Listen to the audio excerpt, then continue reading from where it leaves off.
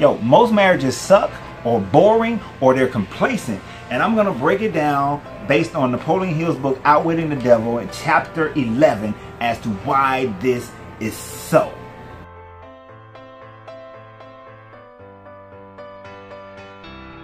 Yo, what's up everybody? How you doing? This is your Coach Renz, and the first thing I want to go ahead and say is that congratulations to Brooklyn Zoe for winning on our 10-pack giveaway of 10-pack sample of Uncle Ren's popcorn.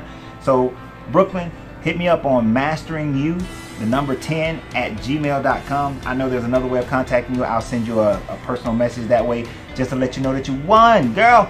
So send it and I will get that sent out. So for everybody else, if you want to win for next Monday's giveaway of a 10-pack of Uncle Ren's popcorn, go ahead and type hashtag gourmet popcorn. I want to own hashtag gourmet popcorn in the description of this video, and you will be in the running for next week. So first, let me thank all my patrons. I want to thank everybody who's on, all my subscribers on YouTube and Facebook. Thank all you guys, everybody who donates to the channel. Appreciate it. I appreciate it. Now, my patrons, they received today the full version of chapter 11 of Napoleon Hill's Outwitting the Devil, this book right here, where we talked about overcoming not overcoming adversity, but learning from adversity. And as they saw, and I told them, a very vital part is when he broke down marriage. They took a little detour in the book and broke down marriage as to why they fell in their complacence. I want to give you guys a sample of that. Of course, the full versions of all of this is over on Patreon, so go become a patron. Here's the thing about that he starts saying too. Okay, this thing is about overcoming adversity. One of the biggest adversities that we have is in our relationships with other people. Now, some of this, what I'm mainly going to use is Napoleon Hill, but this is also some wisdom that I picked up over the years. So let me start out there. No one can make you happy, 100%. It's never going to happen. No person outside of yourself can make you happy 100%. It's never going to happen. The person who's going to give you the most happiness in your life is you. You're going to give yourself the most happiness as anybody else in your life, but you have to first be able to discover deep within yourself, face the shadows of who you are, and be able to recognize the good parts of you, the bad parts of you, and reconcile those things. Understand how you relate to yourself and relate to the rest of the universe. Because you have to make yourself happy first. The moment you realize that your happiness is dependent upon you and not somebody outside of yourself, not a deity, not a human, not a cat, not a dog, not a friend, not a family member, not a romantic relationship, not children, the moment you realize that, that's when you'll be able to start be able to be happy. Because you got to bring your own happiness to yourself first. Now, everybody always say, I want to find me a man or a woman who's already complete, already got their happiness, but you ain't got yours. And then when you ain't got yours and you try to intervene in someone else's life, guess what? You cause problems within those relationships. I'm going to do this a little bit differently than how I did it on the Patreon version of the video. But one of the first things he talked about was, well, what he talked about towards the end of that conversation was, what's an improper and a proper relationship? Now, first, understand, when I talk about these things, first, self-inventory, self-evaluation. Are you doing this for yourself? Look inside yourself first. Then, once you've achieved that, you can bring that full circle to someone else. All right? So, a proper relationship. A proper relationship is just like a good sales. A good sale is when both parties walk away feeling like they receive benefits. When you're in a proper relationship, then both parties are receiving benefits. Exactly, both parties are receiving benefits. When you're in a proper relationship with yourself, that is what I've said in many other videos about the fact that sin is when you do things that are against you. When you're hurting you, when you're hurting your spirit, your nature, your health, your mentality, when you're hurting you physically, that is sin against yourself. So in order for you to first be happy with yourself, stop putting yourself in positions where you're at disadvantage to yourself, where you're eating improperly, you're living improperly, you're doing things that's just causing you to have more hell and discontent in your life, and there's no one else doing it but you. So first, fall in love with you by doing things for yourself to make you happy, that don't put you at a disadvantaged state. Then when you get into a relationship, You'll recognize how to make sure that you're in a relationship with somebody who's you're not going to allow them to harm you, to take away from you, to put yourself in a disadvantage. People want to be self-sacrificing. But self-sacrificing often means that you're giving up your happiness for someone else. In most cases, that's not good. You shouldn't give up your happiness for someone else. Now, there are certain small, minuscule time frames where you sacrifice something for yourself in order for somebody else to be happy. I get that. But on the whole, normally, that's not a good thing for you to do. It shouldn't be a day-to-day, week-to-week, year-to-year kind of thing. You got to make sure that you're receiving just as much as you're giving.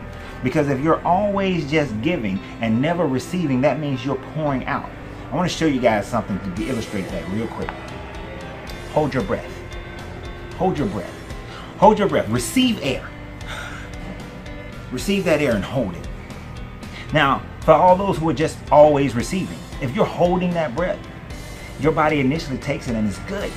It's circulating that oxygen. Keep holding it. Then, all of a sudden, toxins start building up. It starts becoming more difficult for you to live. Life is not part of you anymore, right? You're starting to feel the hardship of life because you're just getting. Now breathe out.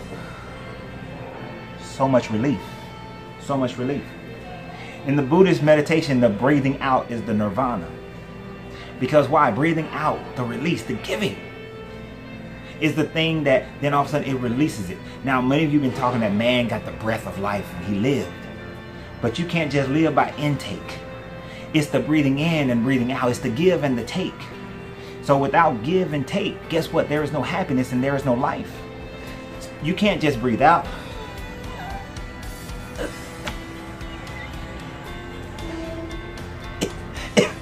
Eventually, that's it. There's nothing else. You've given out. There's nothing else to release. And then if you were able to maintain that and there's nothing coming in, you die. But if you breathe in, at some point you can't breathe in no more. And it starts to hurt. So you can't do it. It's a in, out.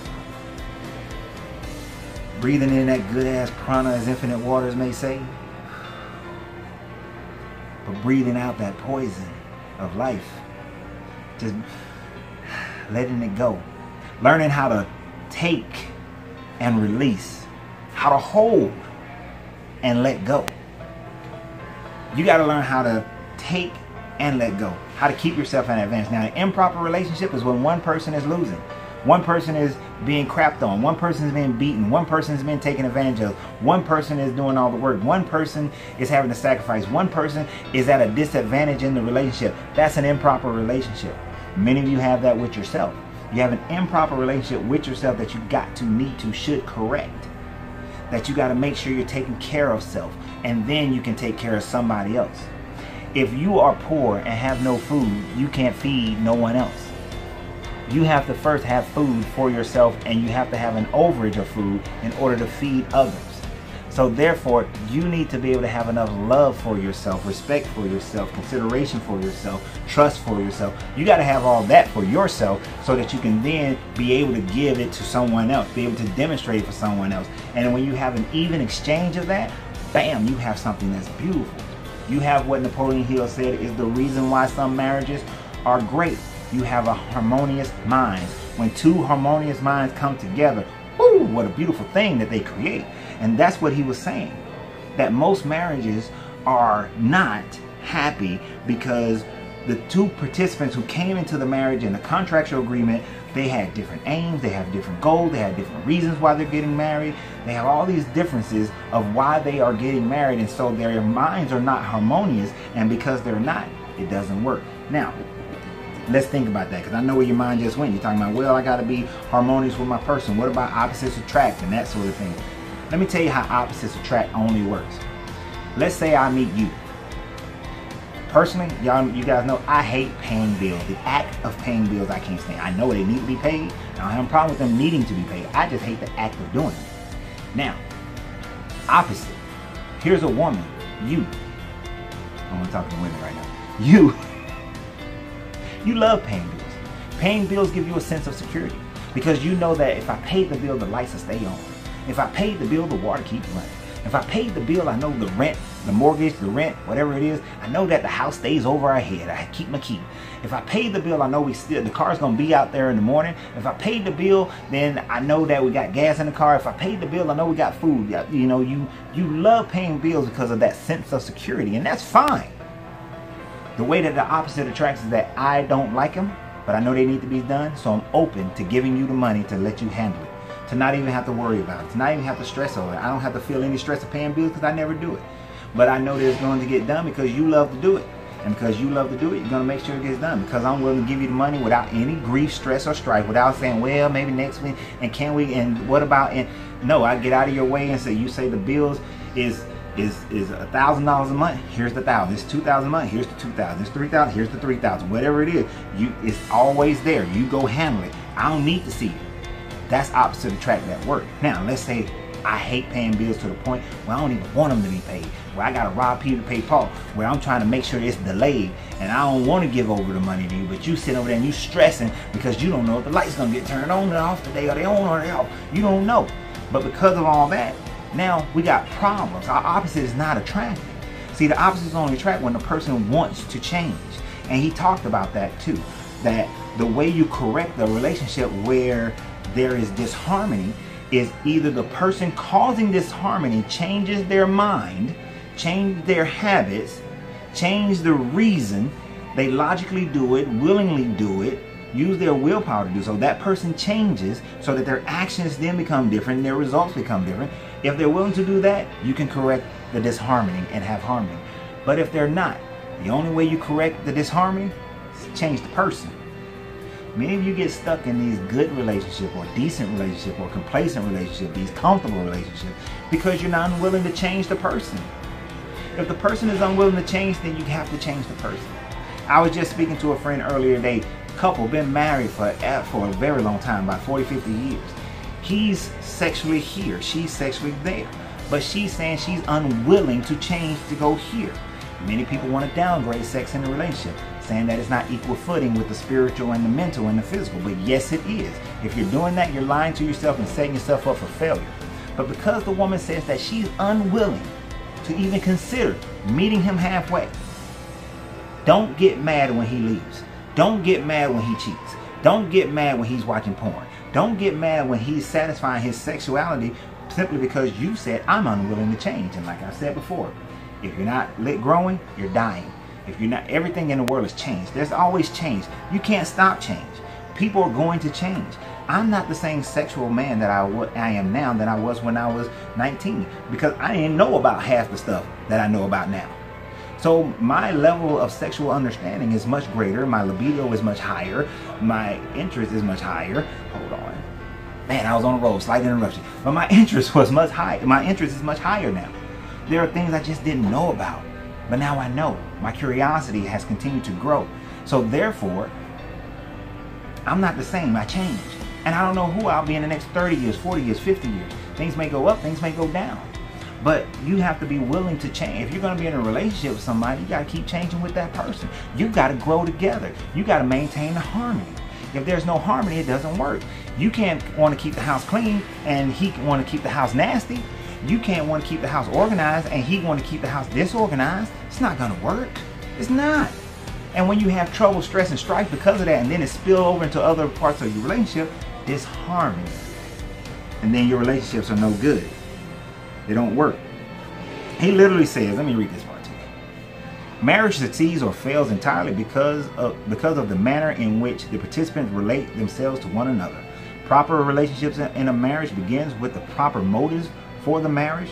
Most marriages do not bring happiness because the contracting partners neither understand nor attempt to understand the law of hypnotic rhythm through the operation by which every word they speak, every act in which they engage, and every motive by which they are inspired to deal with each other is picked up and woven into the web that entangles them in a controversial misery or gives them the wings of freedom. Understand it. One of the problems that I have with people is that I believe and know that every act, word, activity, thing seen affects me, you, it affects my children. It affects your children. I didn't let my kids watch a lot of movies. They didn't watch Shrek 2 too much stuff. And you know, their kids watch it over and over and over and over and over again. They pick up on these things. I notice how every word, I see parents cursing in front of their kids all the time. I know that affects the child. I'm attentive to every little detail and how it affects the people around me. I'm attentive to every detailed thing that I do, say, or think that affects the woman that I'm with. I understand that everything she do, say, or think affects me. So I'm very cautious of that. You gotta be. You know why? Because that creates your relationship. That creates the problems that you have. Many of you are walking around saying that I just need him to love me as I am. I just need her to just love me as I am. That's bull. Nobody's gonna love you exactly how you are. You got flaws. You got issues. And if you're in disharmony with one another, guess what? Either make a change or you suffer with it. I believe that a couple, in order to have a great relationship, you got to constantly be working at it. Constantly be working to keep the harmony. Constantly be working to make sure it's harmony. Constantly be working to make sure that you're adjusting, to make sure that each one of you are doing things that keep weaving a web of happiness. Wings you can fly on, the freedom. If you're not constantly doing that, guess what? Relationship's going to fall apart. It's not going to work.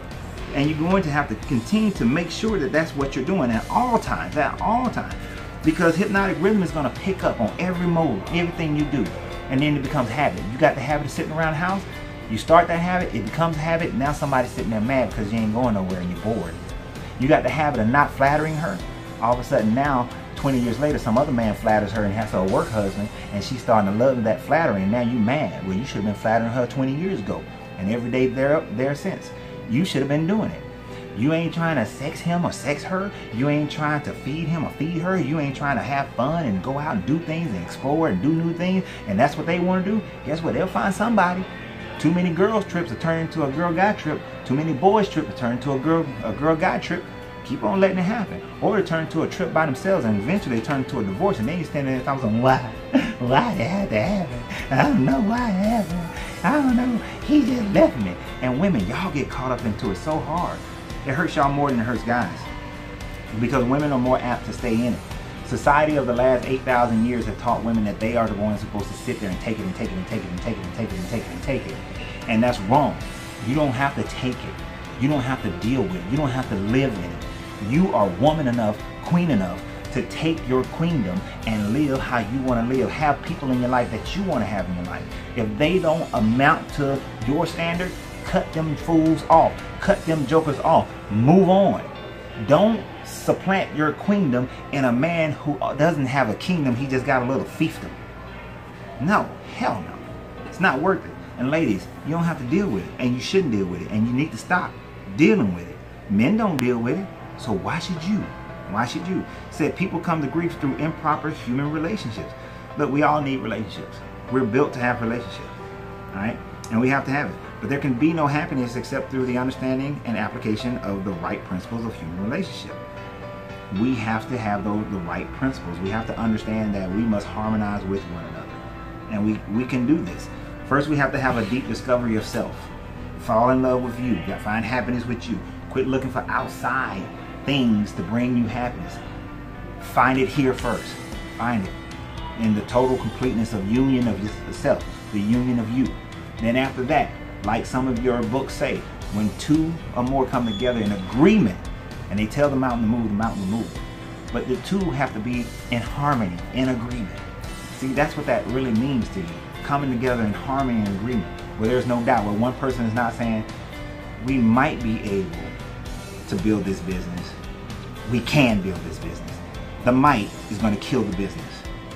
The it ain't going to work is going to kill the business. We might be happy together. We ain't going to be happy together. Hell no, y'all ain't going to be happy together. You can play the role, play the funk, but it'll never work. So you got to come in harmony, come in union with one another. Come in union with yourself, then come in union with a person of like mind.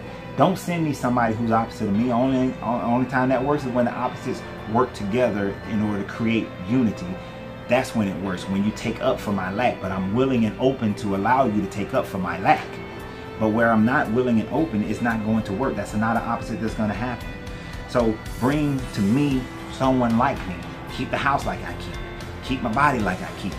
Keep my sex like I keep it. Keep my money like I keep it. Keep my energy like I keep it. Keep my adventurous, my curiosity like I keep it. Let's keep those things. That's the harmony. That's the harmony. And then we don't have to be equal, but I love to study. Don't impede my study, and be happy with that time that I go study. Don't impede my adventure. Don't impede none of my things, but be happy for me and work with me on it. And if we share in it, the more we can share in, the greater the relationship. So that was a part. I know I added a lot of my own. So for those who are in on my Patreon and you didn't get all of that extra, is because I'm adding more of me into that one, adding more of the things I've studied over the years and decades into that one. But for everybody else, gravitate towards that. Understand this. Listen to it 50-11 times until you get it, and then write hashtag gourmet popcorn in the bottom to be in the running.